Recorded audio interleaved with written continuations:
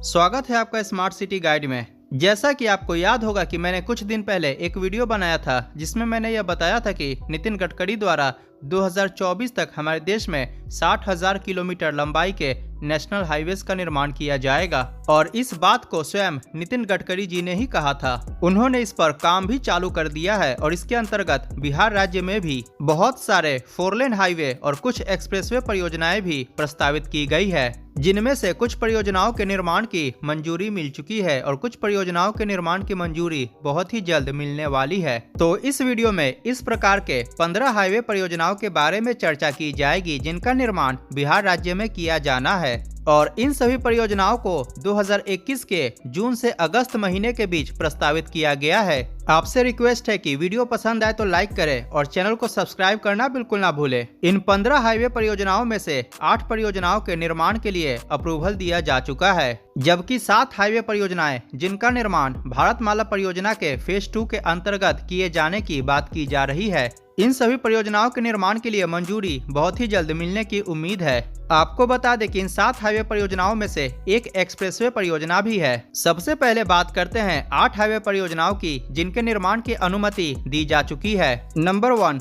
Danapur Bihta elevated corridor. यह एक 6 लेन का एक्सप्रेसवे होगा और इस परियोजना की लंबाई लगभग 24 किलोमीटर होगी। यह परियोजना दानापुर स्टेशन से शुरू होकर बिहटा चौक के पास जाकर समाप्त होगी, जो कि नेउरा बाजार, बाजितपुर, कन्हौली इत्यादि गांवों से होकर गुजरेगी। जैसा कि आपको पता है कि पटना का नया इंटरनेशनल एयरपोर्ट बिहटा में बनाया जा रहा है, बिहटा इंटरनेशनल एयरपोर्ट। अतः इस एलिवेटेड कॉरिडोर के निर्माण के बाद दानापुर से बिहटा की दूरी को मात्र 20 मिनट में तय किया जा सकेगा। इस परियोजना के भूमि अधिग्रहण के लिए 456.05 करोड़ रुपए खर्च किए जाएंगे, जिसको कि कैबिनेट द्वारा मंजूरी मिल चुकी है। इस एलिवेटेड कॉरिडोर के निर्माण के बाद पटना से भोजपुर, बक्सर, रोहतास, सासाराम, अरवल, औरंगाबाद इत्यादि जिलों में आवागमन काफी आसान हो जाएगा। दानापुर बिहटा एलिवेटेड कॉरिडोर को 3 साल के अंदर बनाने का लक्ष्य रखा गया है। इस परियोजना के निर्माण में लगभग 2,245 करोड़ रुपए खर्च किए जाएंगे। नंबर 2 पे बात करते हैं जेपी सेतु के समानांतर नए ब्रिज के बारे में।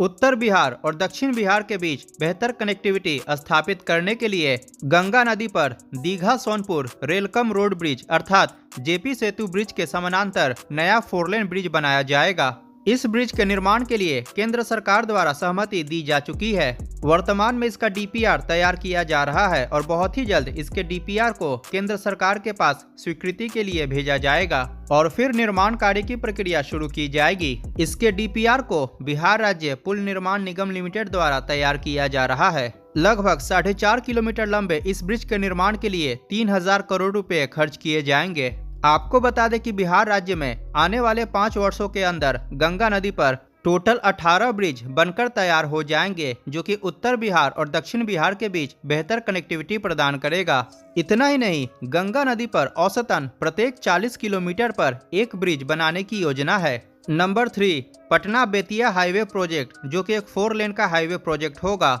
यह हाईवे पटना एम्स से शुरू होकर सोनपुर, मानिकपुर, साहिबगंज, अरेराज होते हुए बेतिया तक जाएगा। इसकी लंबाई लगभग 167 किलोमीटर होगी और इसको नेशनल हाईवे 139W के नाम से जाना जाएगा। यह हाईवे बिहार के कुछ प्रमुख पर्यटन स्थल जैसे कि वैशाली, केसरिया इत्यादि के बीच बेहतर कनेक्टिविटी प्रदान करेगा और पटना से बेतिया की दूरी को मात्र 2.5 घंटे में पूरा किया जा सकेगा। इस हाईवे के अंतर्गत सोनपुर में 40 किलोमीटर लंबा बाईपास का भी निर्माण किया जाएगा। पटना बेतिया हाईवे के निर्माण में लगभग 5,300 करोड़ रुपए खर्च किए जाएंगे। नंबर 4, मोकामा मुंगेर हाईवे, जो कि एक 4 लेन हाईवे होगा। जैसा कि आपको पता है कि वर्तमान में पटना से बख्तियारपुर 4 लेन का निर्माण कार्य पूरा हो चुका है और बख्तियारपुर से मोकामा 4 लेन का निर्माण कार्य किया जाना है। वर्तमान में इसके भूमि अधिग्रहण का कार्य किया जा रहा है और कुछ स्थानों पर निर्माण कार्य भी शुरू हो चुका है और अब मोकामा से Munger via Manoharpur Lakhisarai 4 lane highway का निर्माण किया जाएगा।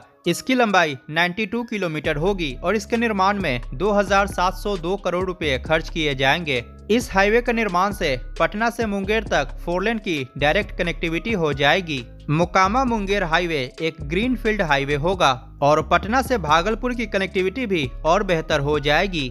नंबर 5, मुजफ्फरपुर रिंग रोड परियोजना, जो कि एक 4 लेन का हाईवे होगा। इसकी लंबाई लगभग 40 किलोमीटर होगी और इसको मुजफ्फरपुर शहर के चारों तरफ बनाया जाएगा। यह रिंग रोड शहर के चारों तरफ सभी हाईवे को बाहर ही बाहर जोड़ देगा, जिससे कि शहर के अंदर ट्रैफिक जैम से लोगों को छुटकारा मिलेगा। जिन वाहनों का मुजफ्फरपुर में कोई काम नहीं है, वो शहर को बाईपास करके आसानी से निकल सकते हैं। इस रिंग रोड के भूमि अधिग्रहण में लगभग 344 करोड़ रुपए खर्च किए जाएंगे। नंबर 6, मुजफ्फरपुर बरौनी हाईवे, जो कि वर्तमान में 2 लेन का हाईवे है, इसको 4 लेन में कन्वर्ट किया जाएगा। यह हाईवे मुजफ्फरपुर से शुरू होकर ताजपुर, दलसिंह सराय होते हुए बरौनी तक जाएगी। इस हाईवे के निर्माण के बाद मुजफ्फरपुर से बरौनी तक का सफर मात्र 1.5 घंटे में पूरा किया जा सकेगा। इसके निर्माण में लगभग 3,337 करोड़ रुपए खर्च किए जाएंगे। इस हाईवे से मुजफ्फरपुर और भागलपुर के बीच में भी कनेक्टिविटी और बेहतर हो जाएगी। Number 7, Buxar Haidariya elevated road, जिसका निर्माण बिहार और उत्तर प्रदेश के बीच बेहतर कनेक्टिविटी स्थापित करने के लिए किया जाएगा। जैसा कि आपको पता है कि वर्तमान में उत्तर प्रदेश में पूर्वांचल एक्सप्रेसवे का निर्माण कार्य चल रहा है, जो कि लखनऊ जिले के चांदसराय विलेज से शुरू होकर गाजीपुर जिले के हैदरिया गांव में समाप्त होती है। अतः बिहार राज्य की पूर्वांचल एक्सप्रेसवे से बेहतर कनेक्टिविटी स्थापित करने के लिए बक्सर हैदरिया एलिवेटेड कॉरिडोर का निर्माण किया जाएगा, जिसको कि बक्सर गाजीपुर एलिवेटेड कॉरिडोर के नाम से भी जाना जाता है। यह एक 4 लेन का हाईवे होगा और इसकी लंबाई लगभग 17 किलोमीटर होगी। आपको बता दें कि वर्तमान में पटना आरा बक्सर 4 लेन हाईवे परियोजना का निर्माण कार्य चल रहा है। अतः यह एलिवेटेड कॉरिडोर पटना आरा बक्सर 4 लेन हाईवे और पूर्वांचल एक्सप्रेसवे दोनों को आपस में कनेक्ट कर देगा, जिससे कि पटना से लखनऊ और पटना से दिल्ली जाना और ज्यादा आसान हो जाएगा। मात्र 12 घंटे में पटना से दिल्ली की यात्रा तय की जा सकेगी। बक्सर हैदरिया एलिवेटेड हाईवे के निर्माण में लगभग 764 करोड़ रुपए खर्च किए जाएंगे।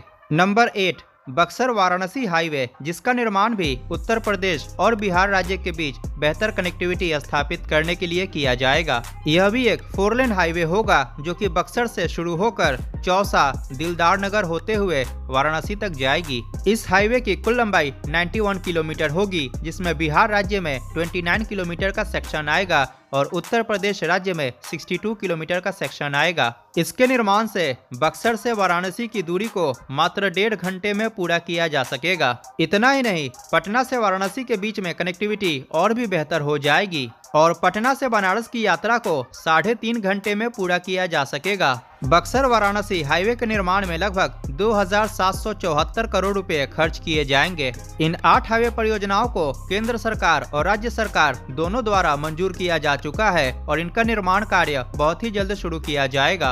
अब बात करते हैं ऐसे 7 परियोजनाओं के बारे में जो कि प्रस्तावित है और इनका निर्माण भारतमाला फेज 2 के अंतर्गत किए जाने की योजना है और इनमें एक एक्सप्रेसवे परियोजना भी शामिल है और इन परियोजनाओं के निर्माण कार्य के लिए नितिन गडकरी के पास प्रस्ताव भेजा जा चुका है और उम्मीद है कि बहुत ही जल्द केंद्र सरकार द्वारा इन परियोजनाओं के प्रस्ताव को स्वीकार कर लिया जाएगा। नंबर 1, पटना कोलकाता एक्सप्रेसवे, जिसका निर्माण बिहार, झारखंड और पश्चिम बंगाल राज्यों में किया जाएगा।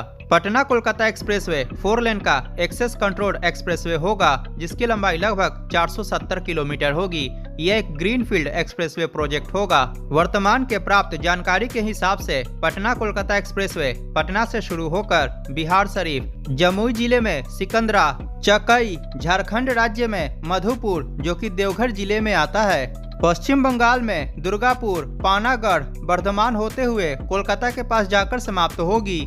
इसका फाइनल रूट अलाइनमेंट डीपीआर तैयार होने के बाद ही पता चल पाएगा। इस एक्सप्रेसवे के निर्माण से पटना से कोलकाता की दूरी को मात्र 5 घंटे में पूरा किया जा सकेगा, जिसको कि वर्तमान में 12 से 13 घंटे में पूरा किया जाता है। इतना ही नहीं, इस एक्सप्रेसवे के कारण कोलकाता से दिल्ली तक का सफर भी आसान हो जाएगा और कोलकाता से दिल्ली की यात्रा को मात्र 20 घंटे में तय किया जा सकेगा। पटना कोलकाता एक्सप्रेसवे के निर्माण में लगभग 17,900 करोड़ रुपए खर्च किए जाएंगे। Number 2, Indo Nepal border road, जिसका निर्माण भारत नेपाल सीमा के नजदीक किया जा रहा है, जो कि वर्तमान परियोजना के अंतर्गत 2 लेन का बनाया जा रहा है, लेकिन इसको 4 लेन में एक्सपैंड करने के लिए प्रस्ताव भेजा गया है। अतः इंडो नेपाल बॉर्डर हाईवे को 4 लेन में बनाए जाने की योजना है। यह हाईवे परियोजना बिहार राज्य के 7 जिलों से होकर गुजरती है, जिनमें पश्चिमी चंपारण, पूर्वी चंपारण, सीतामढ़ी, मधुबनी, सुपौल, अररिया एवं किशनगंज इत्यादि जिले शामिल हैं। इस हाईवे के निर्माण के बाद नॉर्थ बंगाल और नॉर्थ ईस्ट की उत्तर प्रदेश एवं बिहार राज्य से कनेक्टिविटी और भी बेहतर हो जाएगी। इंडो नेपाल बॉर्डर हाईवे की लंबाई लगभग 552 किलोमीटर होगी और इसके निर्माण में 21,000 करोड़ रुपए खर्च किए जाने की योजना है। इस हाईवे के कारण उत्तर बिहार में भी कनेक्टिविटी इम्प्रूव होगा। नंबर 3, बक्सर बिहारशरीफ हाईवे परियोजना, जो कि एक प्रस्तावित परियोजना है और इसका निर्माण बक्सर से पीरो, अरवल, जहानाबाद होते हुए बिहारशरीफ तक किया जाएगा। यह एक 4 लेन हाईवे होगा और इसकी लंबाई 165 किलोमीटर होगी। इस हाईवे के निर्माण से दक्षिण बिहार में कनेक्टिविटी और भी बेहतर हो जाएगी। इसके निर्माण में लगभग 4,600 करोड़ रुपए खर्च किए जाएंगे। नंबर 4, दलसिंह सराय से सिमरी बख्तियारपुर हाईवे, जो कि एक प्रस्तावित परियोजना है और यह एक 4 लेन का हाईवे होगा। यह एक ग्रीनफील्ड हाईवे होगा जो कि समस्तीपुर जिले के दलसिंह सराय से शुरू होकर सहरसा जिले के सिमरी बख्तियारपुर में जाकर समाप्त होगा। इसकी लंबाई लगभग 70 किलोमीटर होगी और इसका निर्माण पटना से पूर्णिया के बीच की दूरी को कम करने के लिए किया जाएगा। इसके साथ ही उत्तर बिहार में इस हाईवे के कारण कनेक्टिविटी और भी बेहतर हो जाएगी। यह हाईवे बिहार राज्य के कम विकसित क्षेत्रों से होकर गुजरेगा, तो इसके कारण उन क्षेत्रों में आर्थिक और सामाजिक प्रगति हो पाएगी। इसके निर्माण में लगभग 2700 करोड़ रुपए खर्च किए जाएंगे। नंबर 5, दिघवारा रक्सौल हाईवे, जो कि काफी महत्वपूर्ण हाईवे होगा। यह एक प्रस्तावित हाईवे परियोजना है जिसका निर्माण सारण जिले के दिघवारा से पूर्वी चंपारण जिले के रक्सौल तक किया जाएगा, वाया मशरक, पिपरा कोठी, मोतिहारी। यह एक 4 लेन हाईवे होगा जिसकी लंबाई 135 किलोमीटर होगी। यह हाईवे दिघवारा में पटना रिंग रोड से शुरू होकर रक्सौल तक जाएगी। अतः इस हाईवे के निर्माण के बाद पटना से रक्सौल एवं नेपाल तक आवागमन और भी ज्यादा सुगम हो जाएगा। इसके निर्माण में लगभग 5,200 करोड़ रुपए खर्च किए जाएंगे। नंबर 6, सुल्तानगंज देवघर हाईवे, जो कि एक प्रस्तावित परियोजना है और इसका निर्माण बिहार एवं झारखंड राज्य में किया जाएगा। आपको बता दें कि सुल्तानगंज के पास गंगा नदी पर अगुवानी घाट ब्रिज का निर्माण कार्य किया जा रहा है। अतः सुल्तानगंज के अगुवानी घाट पुल से देवघर तक ग्रीनफील्ड हाईवे के निर्माण की योजना बनाई गई है। यह एक 4 लेन का हाईवे होगा और इसकी लंबाई 83 किलोमीटर होगी। इस हाईवे के निर्माण से बिहार और झारखंड के बीच में कनेक्टिविटी और भी बेहतर हो जाएगी और देवघर के वैद्यनाथ धाम मंदिर की यात्रा काफी आसानी से हो पाएगी, जिससे कि श्रद्धालुओं को भी लाभ मिलेगा। यह हाईवे सुल्तानगंज से शुरू होकर कटोरिया के रास्ते देवघर तक जाएगी और इसके निर्माण में 3,200 करोड़ रुपए खर्च किए जाएंगे। और अंत में नंबर 7 पर बात करते हैं मशरक मुजफ्फरपुर हाईवे के बारे में, जो कि एक प्रस्तावित परियोजना है और इस हाईवे को राम जानकी मार्ग, जिसका निर्माण उत्तर प्रदेश के अयोध्या से बिहार के जनकपुर तक किया जाने वाला है, इसके अंतर्गत शामिल करने की योजना बनाई जा रही है। तो अगर केंद्र सरकार द्वारा इस हाईवे परियोजना को अप्रूव किया जाता है तो ये राम जानकी मार्ग का एक भाग होगा। मशरक मुजफ्फरपुर हाईवे सारण जिले के मशरक से शुरू होकर मुजफ्फरपुर जिले में जाकर समाप्त होगी और इसकी लंबाई 55 किलोमीटर होगी। यह एक 4 लेन का हाईवे होगा और इसके निर्माण से सीवान और मुजफ्फरपुर के बीच कनेक्टिविटी और भी बेहतर हो जाएगी।